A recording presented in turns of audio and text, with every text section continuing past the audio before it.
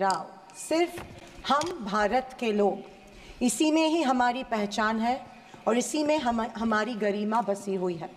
पर पिछले कुछ सालों में इस पहचान को, इसी ताकत को धर्म की राजनीति से कमज़ोर बनाया गया है। आज 2024 के बजट पर बात करने के लिए आपने मुझे मौका दिया। मैं थोड़ा आपको इतिहास में ले जाना चाहती हूँ। हम सब जानते हैं और पूरा विश्व ये मानता है कि कुछ शतकों पहले भारत सोने की चिड़िया थी। उस समय जीडीपी और इस प्रकार की चीज़ें नहीं थी, पर भारत इकोनॉमिकली और कल्चरली विश्व की एक महाशक्ति थी। और हम ये भी जानते हैं कि भारत में शूरवीरों की कोई कमी नहीं थी। बावजूद इसके मुट्ठी भर हमलावरों ने हमें कई बार लूटा, और न सिर्फ लूटा, हमें सैकड़ों साल गुलाम बनाए रखा। ऐसे क्यों हुआ? पहले मुगल, फिर अंग्रेज ने भारत पर राज किया। ये वो कर पाए क्योंकि सोना, चांदी, हीरे जवाहरात, पैसे की कोई कमी नहीं थी। लेकिन कमी सिर्फ एक बात की थी, और वो थी सामाजिक एकता की। धन, दौलत, ताकत कुछ मुट्ठी भर राजाओं और समाज के ठेकेदारों के पास थी। 90% समाज प्रताड़ित था, और मैं ये कहूँगी कि जानबूझकर इन्हीं समाज के ठेकेदारों के द्वारा देश गरीब रखा गया था। आज हमारा देश दुनिया की 5वीं लार्जेस्ट इकोनॉमी है, और मुझे ये उम्मीद ही नहीं बल्कि पूरा विश्वास है कि हम जल्द ही दुनिया की पहले नंबर की इकोनॉमी बनेंगे, क्योंकि इसके प्रगति की मजबूत नींव स्वतंत्रता के बाद के सरकार ने रखी थी। पर इसी के साथ आज हम सामाजिक तौर पर जात, पात, धर्म की शाखाओं में बिखरते जा रहे हैं, कमज़ोर होते जा रहे हैं। फाइनेंशियल इनइक्वालिटीज़ बढ़ती जा रही है। पैसा और सत्ता कुछ चंद ठेकेदारों के पास संचित हो रहा है, या मैं ये कहूँगी कि सत्ता की लालसा में ऐसा करवाया जानबूझ के जा रहा है। मेरी ये सब बातें कहने का तात्पर्य यही है कि समाज की प्रगति सिर्फ मजबूत इकोनॉमी से ही नहीं, समाज की एकता में है, और हमें इतिहास में हुई गलतियों को दोहराने से बचना चाहिए। बीजेपी पिछले 1 दशक से सत्ता में है, पर इनके मुताबिक आज भी हिंदू खतरे में है। क्या ये हकीकत है, या फिर बीजेपी हिंदुओं को इस डर में रखकर अपनी राजनीति चमका रही है? आप बताएं, जो संस्कृति हजारों साल गुलामी के जंजीर में जकड़ी पड़ी है, रहने के बावजूद जिंदा है, जिंदा ही नहीं सारे विश्व में अपना डंका बजा रही है, वो खतरे में कैसे आ सकती है? पर फिर सोचने पर मुझे महसूस होता है कि बीजेपी और उनकी नीतियां की वजह से हिंदू खतरे में है। एक नदी के बहाव की तरह बहती चली आ रही हमारी हिंदू संस्कृति है। सामने आने वाले हर कट्टरता के पहाड़ों को काटते हुए, हर पत्थर के सेंध लगाते हुए वो बह रही है। उसके बहाव को ना कोई तलवार काट सकती है, ना ही कोई पहाड़ रोक सकता है। पर आज दुर्भाग्यवश उसी नदी के बहाव रोककर कट्टरता में ढालने की कोशिश की जा रही है, और मैं समझती हूँ कि यही भारतीय संस्कृति के पतन का कारण बन सकता है।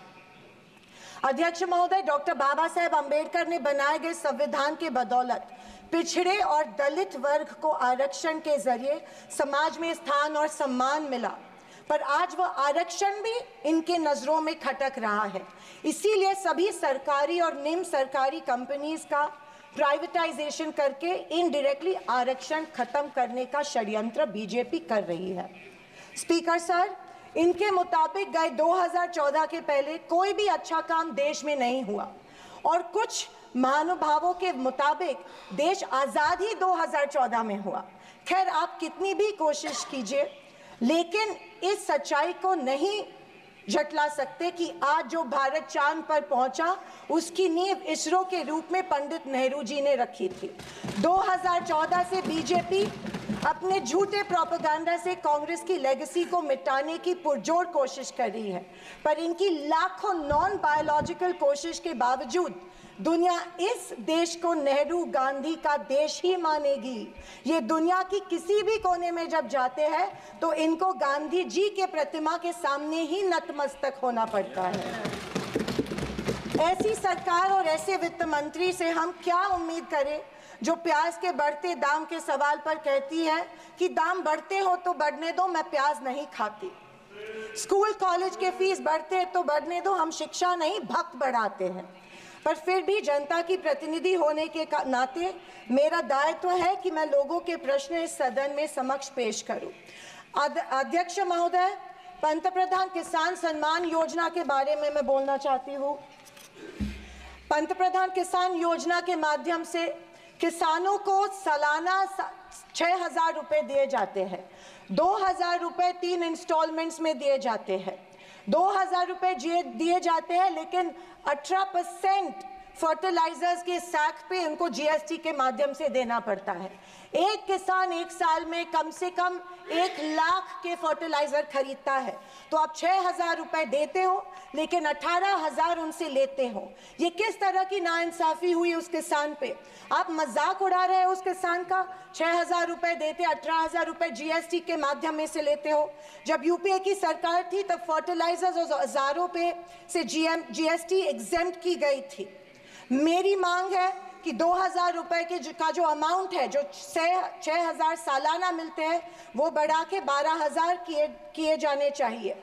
अध्यक्ष महोदय, किसान सम्मान योजना, मेरे कॉन्स्टिट्यूएंसी में करीबन 50,000 लोग इस योजना से वंचित है क्योंकि इसको अप्रूवल्स नहीं मिल रहे हैं। जब वो मंत्रालय में जाते हैं और पूछते हैं हमारी योजना को अप्रूवल को क्या हुआ, वो कहते हैं कि दिल्ली जाके पूछो, हमें नहीं पता है। तो किसान योजना, किसान सम्मान योजना का इंटेंशन क्या है?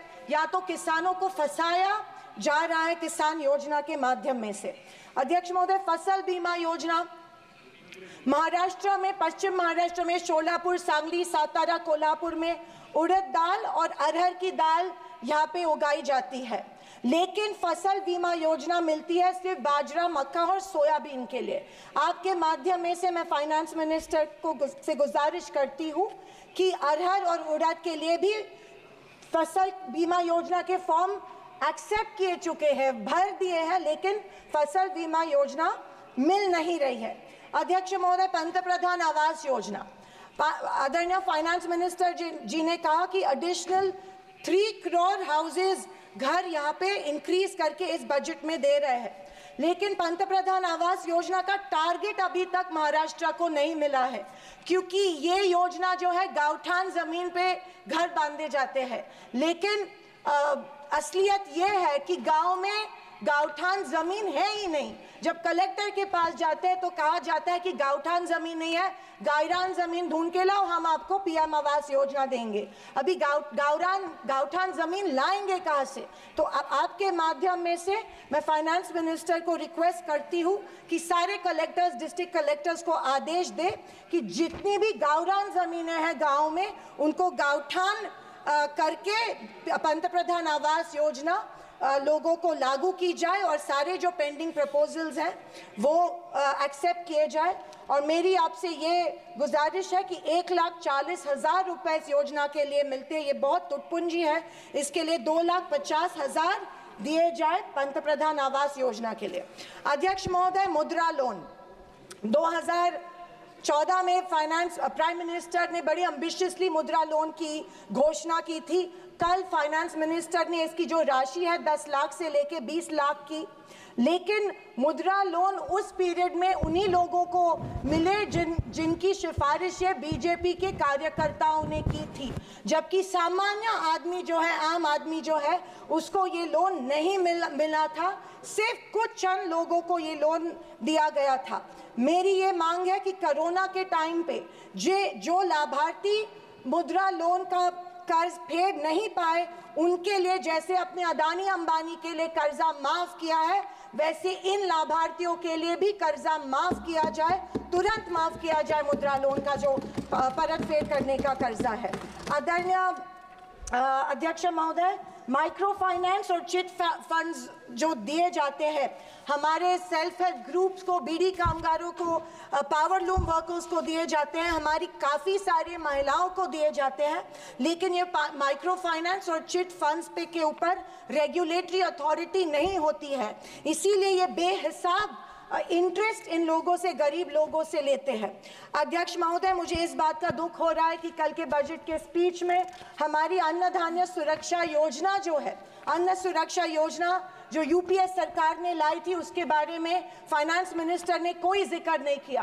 पिछले 10 साल से हमारे देश का जो गरीब है उसको एपीएल कार्ड धारक को अन्नधान्य योजना का लाभ नहीं मिल रहा है। 10 साल से करोड़ों लोग इस योजना से वंचित रह रहे हैं, भूखे मर रहे हैं। और जैसे शैलजा जी ने कहा था, कुपोषण का प्रमाण जो है हमारे देश में बढ़ रहा है। गरीब लोगों से जानबूझ के एक form, give up subsidy form जानबूझ के भरा जा रहा है, उनको बिना बताए कि अगर ये फॉर्म आप भरेंगे तो आपकी फूड सब्सिडी कट हो जाएंगी। ये जबरदस्ती उनसे ये फॉर्म भरवा रहे हैं ताकि उनको इस योजना, जो कि कांग्रेस की योजना थी, उसका लाभ न मिले और इसके वजह से ढेर सारे लोग भूखे हमारे देश में मर रहे हैं।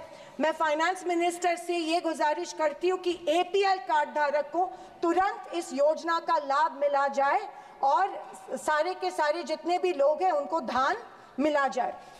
अध्यक्ष महोदय, कल के स्पीच में आंध्र प्रदेश और बिहार के ऊपर बहुत प्यार जताया गया। मुझे उस बात से कोई कंप्लेंट नहीं है, पर महाराष्ट्र से इतनी नफरत क्यों नहीं महाराष्ट्र की तरफ उतना ही प्यार जताया गया जो बिहार और आंध्र प्रदेश के जताया गया? क्योंकि उनको पिछले लोकसभा में कम सीटें मिली, या शायद उनको अंदाजा आया कि आने वाले इलेक्शन में उनको वो चुनाव हारने वाले हैं। मैं वित्त मंत्री को बताना चाहती हूँ कि महाराष्ट्र में हिंदवी स्वराज की नींव महाराष्ट्र में रखी गई थी। कणखर देशा, राकट देशा, दगडाचा देशा, महाराष्ट्र देशा, ये हमारे प्यारे महाराष्ट्र के बारे में कहा जाता है। लेकिन अफसोस है कि महाराष्ट्र की तरफ कोई ध्यान नहीं दिया जा रहा है, सिर्फ महाराष्ट्र का इस्तेमाल किया जाता है। अध्यक्ष महोदय, रेलवेज के बारे में बोलूं तो रेलवेज में स्लीपर कोच की संख्या जो है वो कम कर रहे हैं और फर्स्ट क्लास और सेकंड क्लास की संख्या बढ़ा रहे हैं। देश का जो आम गरीब आदमी है वो स्लीपर कोच से ट्रैवल करता है, वो फर्स्ट क्लास और सेकंड क्लास से नहीं किया जाता है।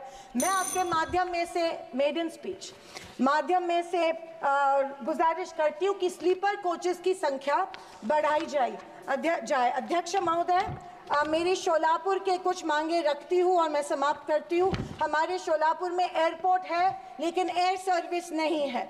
उड़ान स्कीम में आया गया है लेकिन जानबूझ के वहाँ पे जो चिमनी थी, ऑब्स्ट्रक्शन था, वो तोड़ा गया, लेकिन अभी तक वहाँ पे एयर सर्विस शुरू नहीं है।